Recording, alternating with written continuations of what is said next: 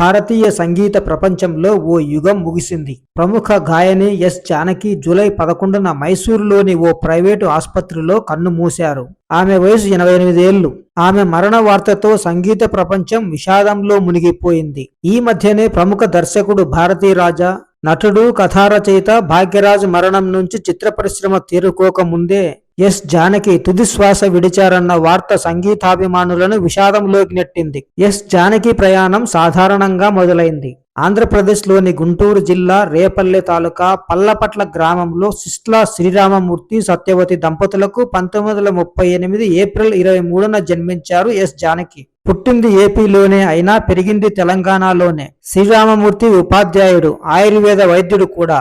ఉద్యోగ రీత్యా ఆయన తెలంగాణ రాష్ట్రం కరీంనగర్ జిల్లా సిరిసిల్లాలో కొంతకాలం ఉన్నారు. పెద్దగా శిక్షణ లేకుండానే 9 ఏళ్ల వయసులోనే వేదికపై పాటలు పాడడం ప్రారంభించారు జానకి. నాదస్వర విద్వాంసుడు పైడి స్వామి వద్ద కొంతకాలం సంగీతంలో శిక్షణ తీసుకున్నారు. 1957లో టి చలపతిరావు సంగీత దర్శకత్వంలో రూపొందిన తమిళ సినిమాలో తొలి అవకాశం వచ్చింది. విధియిన్ విలయట్టు అనే చిత్రానికి తన గాత్రాన్ని అందించడంతో ఆమె సినీ ప్రస్థానం మొదలైంది. అప్పుడు ఆమె వయసు కేవలం 19 సంవత్సరాలు. ఆ ఒక్క అవకాశం ఆమె జీవితాన్ని మార్చేసింది.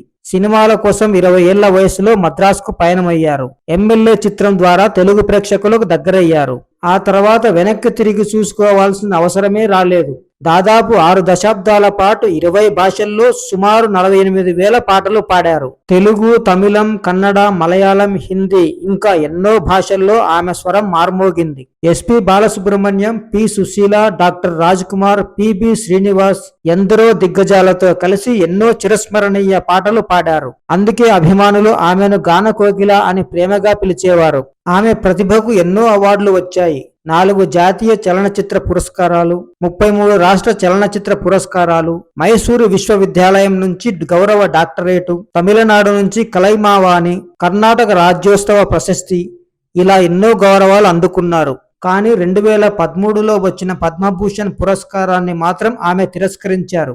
చాలా ఆలస్యంగా గుర్తింపు ఇచ్చారని ఆమె భావించారు. ఆ నిర్ణయం అప్పట్లో దేశవ్యాప్తంగా చర్చనీయాంశమైంది. వ్యక్తిగత జీవితంలో కూడా ఎన్నో కష్టాలు ఎదుర్కొన్నారు ఎస్ జానకి. 1997లో తన భర్త వి రాంప్రసాద్ ను కోల్పోయారు. ఈ ఏడాది జనవరిలో తన కుమారుడు మురళీకృష్ణను కూడా కోల్పోయారు. మురళీకృష్ణ భరతనాట్య కళాకారుడు. తెలుగు, మలయాళ సినిమాల్లో నటించారు. కొద్ది రోజుల క్రితం అమెరికాలో తన మనవడు చనిపోవడంతో జానకి మానసిక వేదనకు గురైనట్లుగా ఆమె సన్నిహితులు చెబుతున్నారు. కర్ణాటక ప్రభుత్వం ప్రభుత్వ లాంఛనాలతో ఎస్ జానకి అంత్యక్రియలు నిర్వహించనుంది. ముఖ్యమంత్రి డికే శివకుమార్ జానకి కుటుంబానికి ఫోన్ చేసి సంతాపం తెలిపారు. ఆమె అంత్యక్రియలను ప్రభుత్వ లాంఛనాలతో నిర్వహించాలని మంత్రి యతీంద్ర సిద్ధరామయ్యను ఆదేశించారు. ఆమె కోరుకున్నట్లుగానే కనియనహుండి గ్రామంలోని ఒక వ్యవసాయ క్షేత్రంలో అంత్యక్రియలు నిర్వహించనున్నారు. ప్రజలు నివాళులర్పించేందుకు జానకి పార్థివ దేహాన్ని ఆదివారం ఉదయం మైసూరులోని మహారాజా కళాశాల మైదానంలో ఉంచారు. ఒక గొప్ప గాయని ఈ లోకాన్ని విడిచిపోయారు. కానీ ఆమె పాడిన వేలాది పాటలు ప్రతి తరానికి, ప్రతి ఇంటికి, ప్రతి జ్ఞాపకానికి ఎప్పటికీ తోడుగానే ఉన్నాయి.